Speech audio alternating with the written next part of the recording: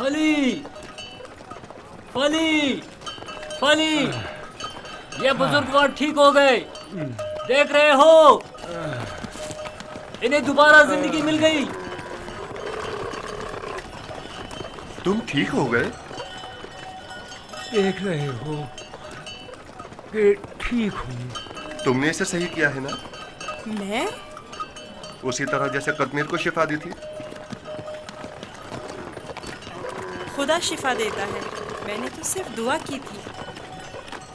جناب مالک، جناب مالک، آئیے اور آ کر دیکھیے، بیمار شفا یاب ہو گیا، آئیے اور آ کر دیکھیے۔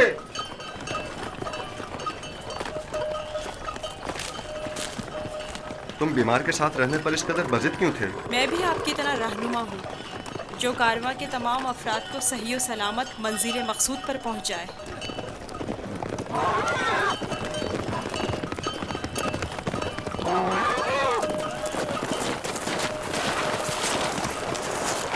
کیا ہوا ہے؟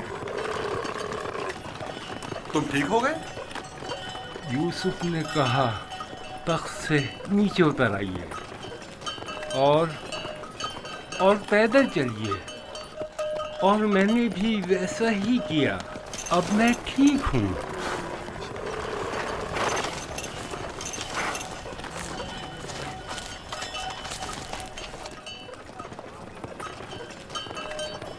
میری یہ زندگی یوسف کی مرہون منت ہے۔ اگر اس نے میرا خیال نہ رکھا ہوتا تو یقیناً میرا کام تو تمام ہو چکا تھا۔ تھوڑا سا خیال رکھنا یہ تو کوئی بھی کر سکتا ہے، میں نے کچھ خاص نہیں کیا۔ یہ شخص موت کی دہلیز پر تھا، اس کے بچنے کی کوئی امید نہ تھی۔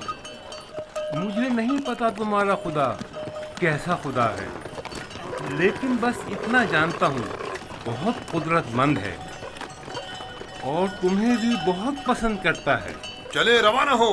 میں نے دیکھا کہ تم میرے حق میں دعا کر رہے تھے، بس اسی دعا نے میری حالت بحال کر دی۔ حرکت کریں۔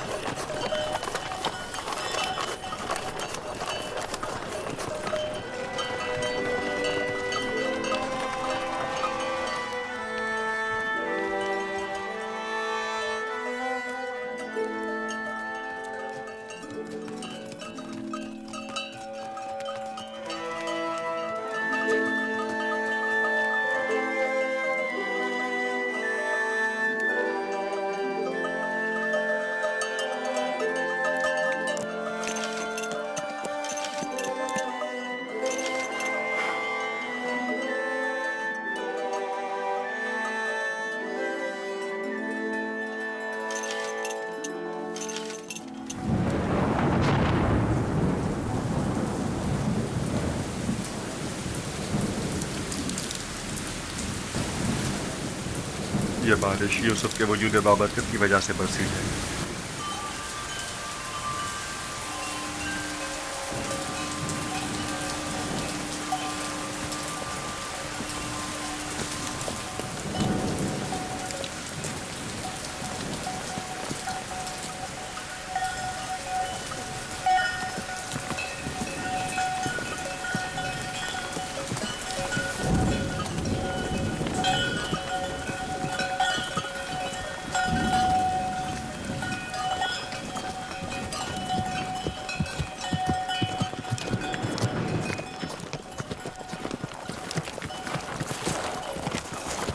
وہ سرزمین مصر ہے، آدھے دن سے زیادہ کا راستہ نہیں، بہت جلد سرحدی پہرے داروں تک پہنچ جائیں گے۔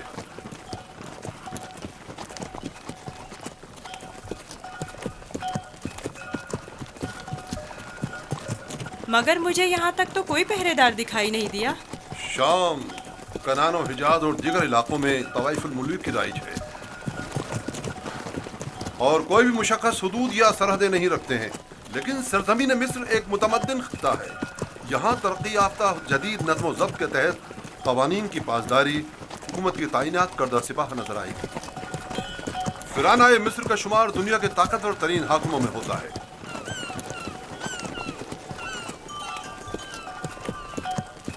خدایا، اس دیار غیر میں میں خود کو تیری پناہ میں دیتا ہوں اور تجھ ہی سے مدد طلب کرتا ہوں۔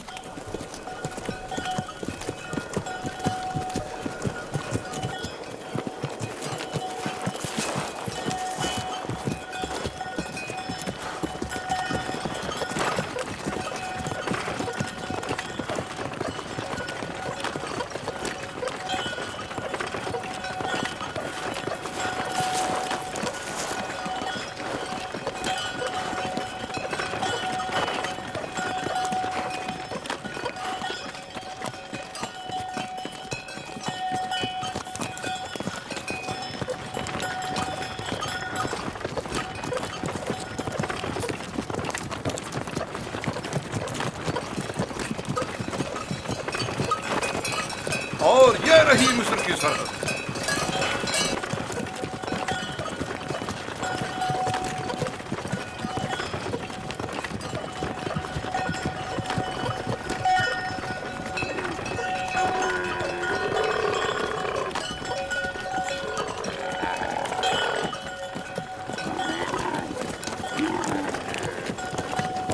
खुदाया, मैं खुद को तुझे सौंपता हूँ।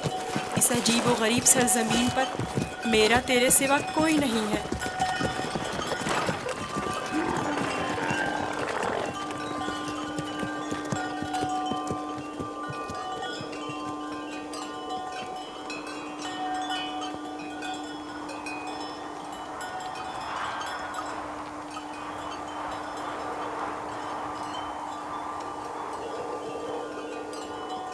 रुक जाएं।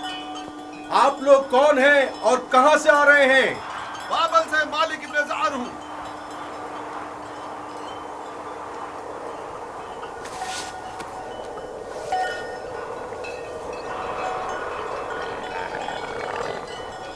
ठीक है, जा सकते हैं। चलो।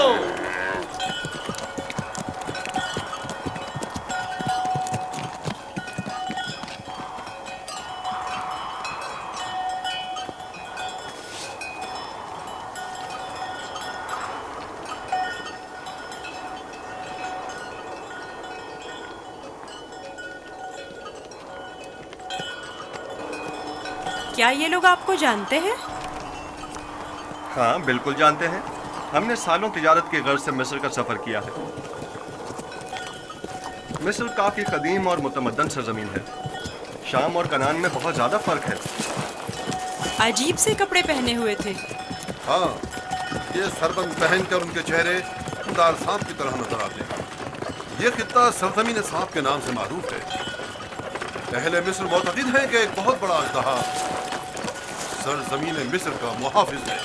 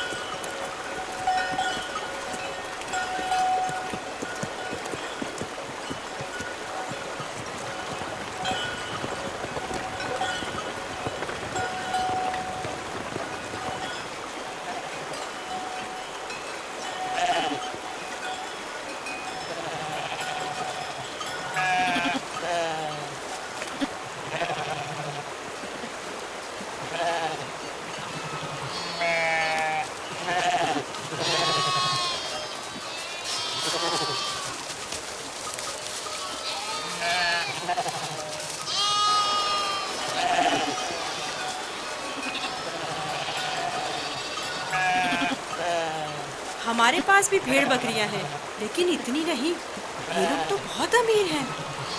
ये तमाम किसान और सरसब्ज़ लहलहाते खेत या तो कुल्लन उनके खुदा आमून और उसके माबूद की मिल्कियत हैं, या फिर मुतलकन फरमारवाए मिस्र आमून होता की। तमाम अहले मिस्र इन्हीं के लिए काम करते हैं। इनका अपना ज़ाती कुछ नहीं।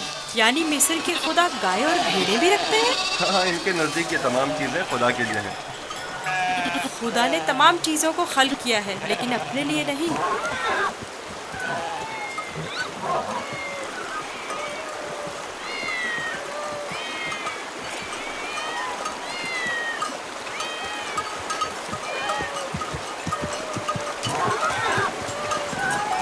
ये इतनी सारी बिल्लियां यहाँ क्या कर रही हैं? इस शहर के लोगों का खुदा बिल्ली है। ये शहर का माबूद है, मरकजी शहर का माबूद। यहाँ के लोग बिल्ली को बहुत पसंद करते हैं।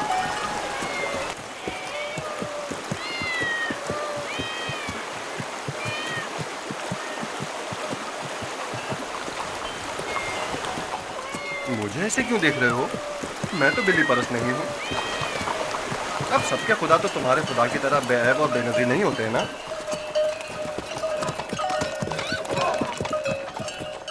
जनाबे मालिक, इस शहर के लोगों का खुदा बिल्ली है जो खाना भी खाती है। ज्यादा ताज्जुब करने की जरूरत नहीं। इस सरजमीन के खुदाबंद तो मर्तबे, भेड़, बकरियां, हत्ता के जनो फर्जंद भी रखते हैं।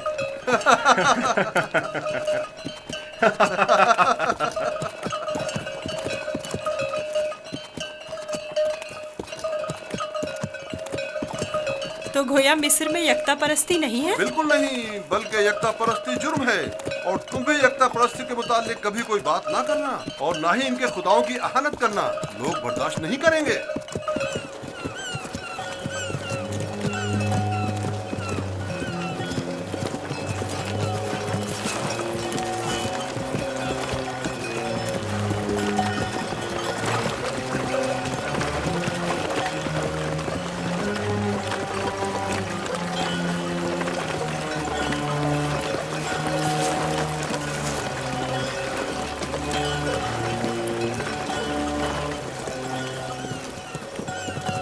कितना बड़ा दरिया है, यही नील है?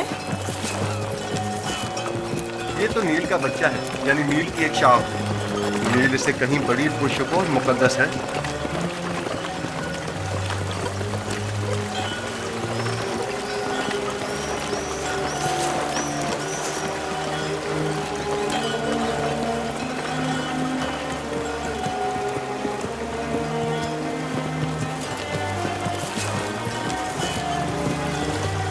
मुकद्दस क्यों है?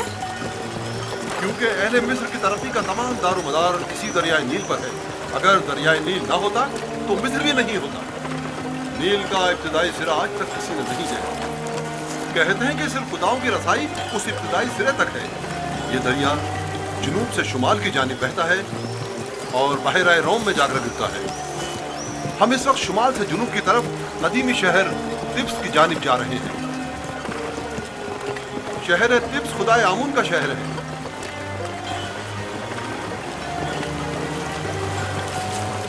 नील के उस तरफ दुनिया गर्ब है, मुर्दों की दुनिया। वो बड़े बड़े अहराम फराना मिस्र के मकबरे हैं। इस जगह को मुनफिस कहते हैं, जहां से दरियाए नील मुख्तलिफ शाखों में मुनक़सिम हो जाता है।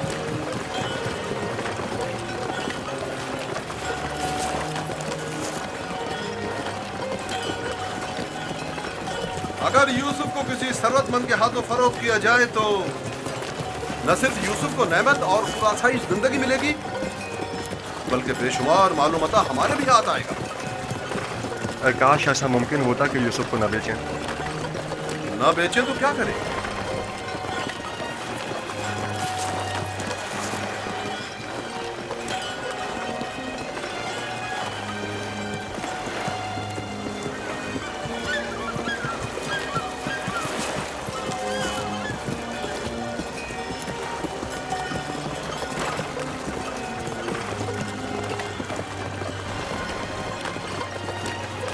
हम जुनूब की सिमत सफर कर रहे हैं और हमारे दाएं तरफ मुर्दों की दुनिया गर्द वाक़ है। वो जहाज अजसाद के हमलो नकल के लिए मखसूस है। नील के इस तरफ जहां हम इस वक्त हैं, कदीमी शहर तिब्स वाक़ है। शहर तिब्स अहले मिस्र के खुदाओं का शहर है और फरमानवाए मिस्र आमून हौदा की हुकूमत का मरकज यही शहर है। इस शहर तिब्स को खुदाए आमून का शहर भी कहते हैं। वो देखो, दूर से ही तिब्स दिखाई दे रहा है।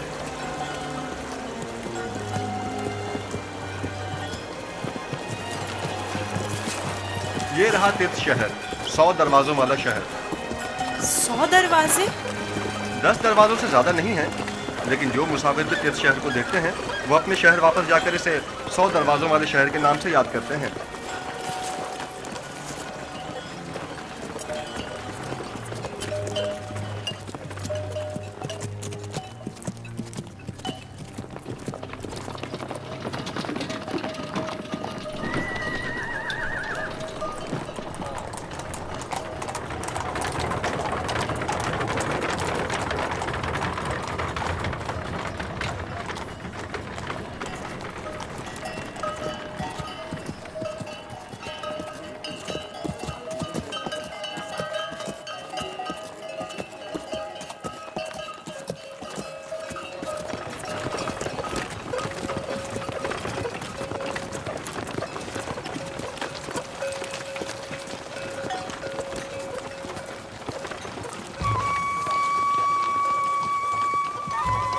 بابل سے مالک بن زعر ہوں.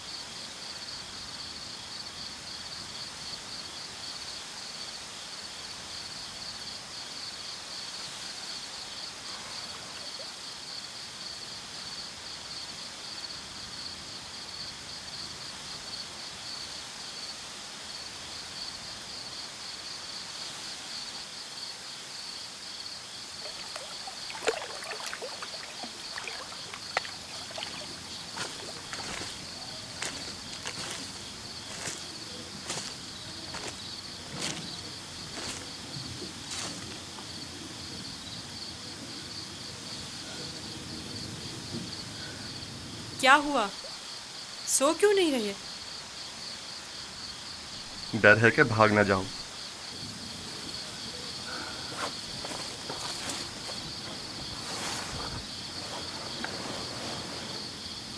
تم کون ہو؟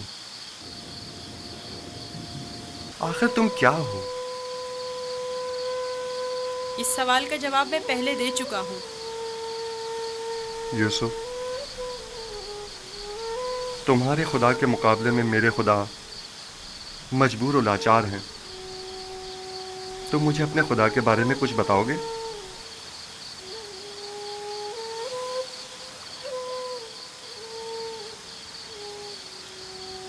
تمہارا خدا حاضر و ناظر ہے، ہر جگہ اس کی رسائی ممکن ہے۔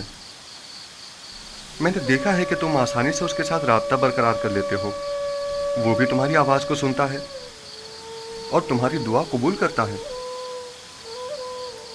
مجھے یقین ہے کہ تم دیگر انسانوں سے مختلف ہو، تم میں ایسی غیر مرئی طاقت ہے کہ جب جو چاہو کر گزرتے ہو۔ لیکن ہر وہ کام جس میں میرے خدا کی رضا شامل ہو۔ یہ تمہارا خدا کیسا ہے جو ہر جگہ تمہارا محافظ ہے؟ آپ نے بخوبی اس کے اوصاف بیان کیے ہیں۔ میں چاہتا ہوں کہ اس پر ایمان لے آؤں۔ آپ اس پر ایمان رکھتے ہیں، تجدید ایمان کی ضرورت نہیں۔ میں ایمان رکھتا ہوں۔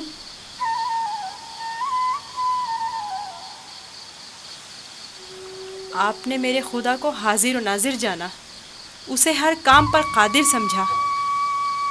وہ خدا آپ کے خیال میں ہر پکار اور دعا کا سننے والا ہے۔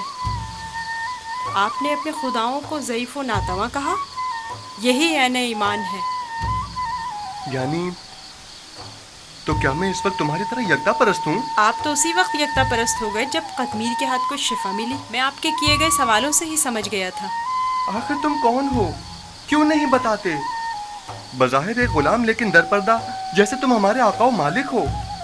تمہیں خدا یکتا کا واسطہ، بتاؤ۔ قسم نہ دے کہ مجھے بتانے کی اجازت نہیں ہے۔ صرف اتنا بتا دوں کہ یہ تمام واقعات خدا کے ارادے سے وقوع پذیر ہوئے ہیں، اور وہ یوسف کو بھی ایک بڑے مقدس ہدف کے تحت یہاں مصر لایا ہے۔ کون سا ہدف؟ کم از کم یہی بتا دو۔ نہیں جانتا، آئندہ معلوم ہو جائے گا۔ میں مالک کو تمہیں فروخت نہیں کرنے دوں گا، میں اسے روکوں گا۔ وہ تمام چیزوں سے باخبر ہے۔ اگر وہ مجھے غلام دیکھنا پسند کرتا ہے تو میں بھی راضی ہوں۔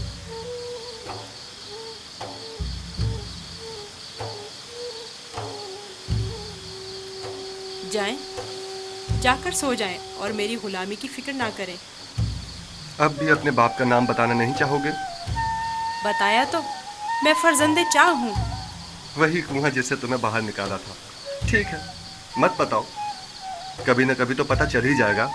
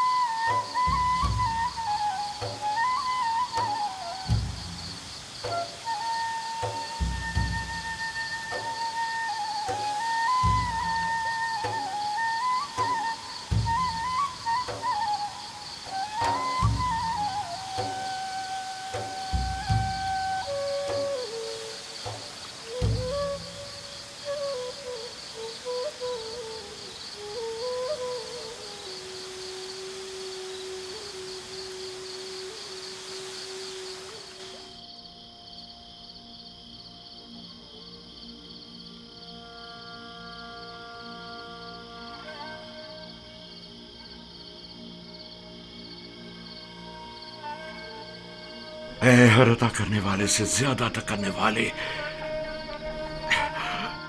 تو نے جو ہدیہ مجھے عطا کیا تھا وہ اب کہاں ہے؟ عظیم ہستیاں ہدیہ عطا کر کے واپس نہیں لیا کرتی۔ تو میرے یوسف کو لوٹا دے، میرے یوسف کو مجھے لوٹا دے۔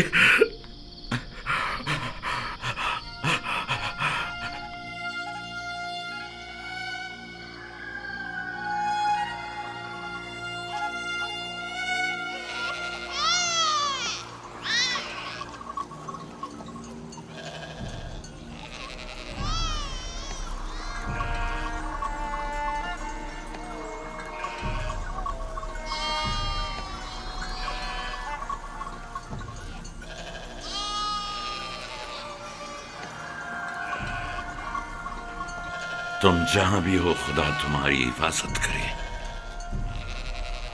مجھے یقین ہے کہ تم زندہ ہو۔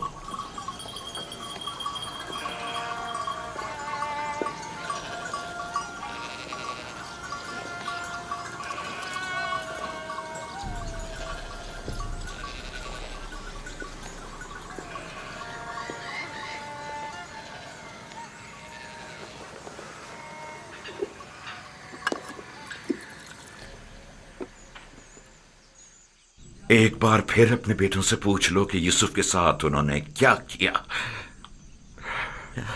शायद अब की बार अपनी गलती का इकरार कर लें और हकीकत बता दें।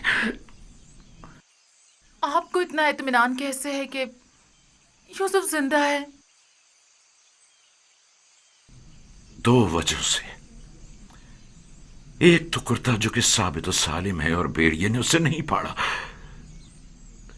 दूसरा ये मेरा कल्बे सलीम जो मुझसे कभी झूठ नहीं बोलता। ठीक है, अगरचे कोई फायदा नहीं, लेकिन मैं फिर भी पूछ लूंगी।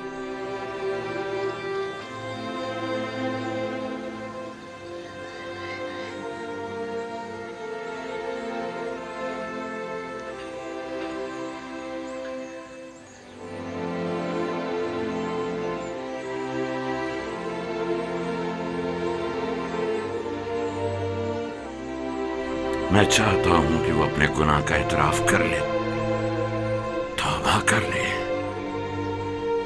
शायद खुदा उनके गुनाह बख्श दे। हमने अपनी आंखों से नहीं देखा, लेकिन यकीन है कि भेड़िया ने ही यूसुफ को खाया है। कितनी बार बताऊं? अगर 1000 बार भी बताओगे तब भी झूठ ही होगा। दिल तो चाहता है कि अभी तुम बच्चे होते और मैं तुम्हें ताजिया ने मार मार के तुम्हारी खाल उधेड़ देती। अगर भेड़िए ने यूसुफ को खाया है तो उसका कुर्ता क्यों नहीं फटा? हमें भी नहीं पता, हमारी खुद समझ में नहीं आ रहा है कि हुआ क्या है। मैं तुम पर लानत भेजती हूँ, तुम लोग झूठ बोल रहे हो। यूसुफ को किसी भेड़िए ने नहीं खाया, बल्कि उसे भेड़िया सिफतों ने मारा है। भेड़िया सिफतों ने।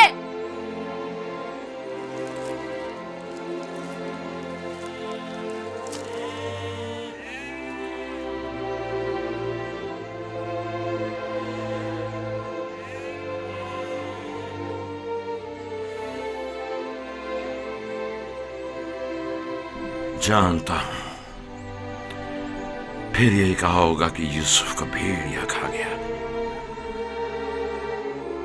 उम्मीद करता हूं कि इससे पहले कि देर हो जाए उन्हें अक्ल आ जाए।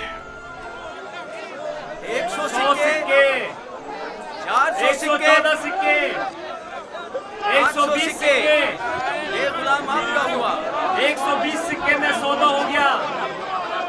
ये गुलाम मुझे ले जाए तो मेरे पास से काम निकल। गुलाम की बोली लगाइए। खेती बाड़ी भी जानते हैं। इस गुलाम की कीमत क्या है? खेती बाड़ी भी जानते हैं और मेहनती और जफाकश भी है। इस गुलाम की कीमत क्या होगी? कनीज़ें भी कितनी अच्छी होती हैं, खाना कम खाती हैं और काम ज्यादा करती हैं। 120 सिक्के। अरे वो देखो कितना ताकतवर गुलाम है। 125।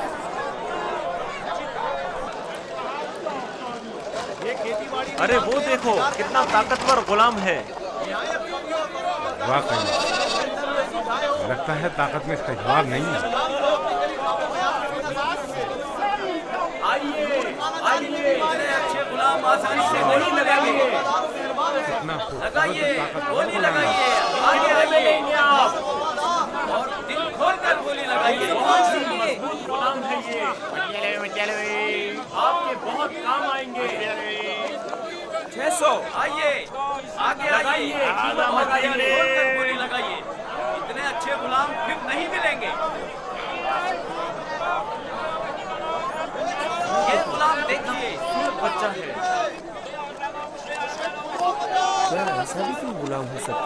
ये गुलाम देखिए। वो जाता है इसको देखो मैं खरीद। कितना खूबसूरत बच्चा है, इसकी क्या बोली लगेगी?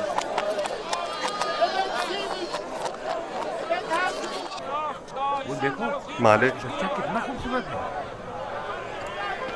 इस जैसा गुलाम आज तक नहीं देखा। काश ये मुझे मिल सके। इसे मत बेचो। क्या खूबसूरत बच्चा है। ये कितने में बिकेगा? अरे वो देखो कितना ताकतवर गुलाम है। मैं भी उसे बेचने पर दिल से राजी नहीं हूँ। 200। तुमने देखा नहीं वो खुद अपने बिकने पर कितना माइल है। लगाइए लगाइए, गोली लगाइए, लगाइए लगाइए, गोली लगाइए। इस गुलाम की कीमत क्या होगी? मैं पर्दा फरोशी तो नहीं जानता, लेकिन इतना जानता हूँ कि ये गुलाम खूबसूरत, होशियार और पढ़ा लिखा है।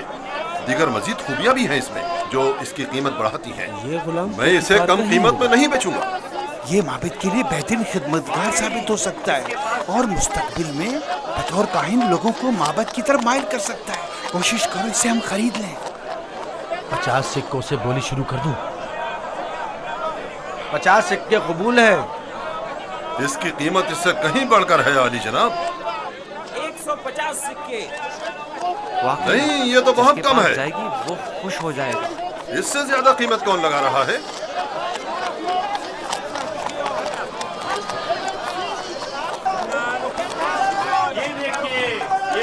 वो देखो जनाब पोतफार आ गए।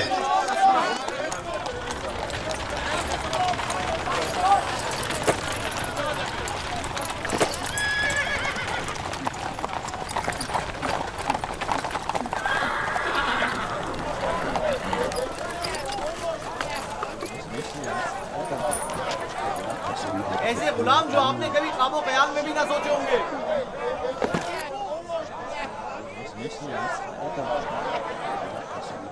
ये खेती बाड़ी भी जानते हैं और शिकार करना भी।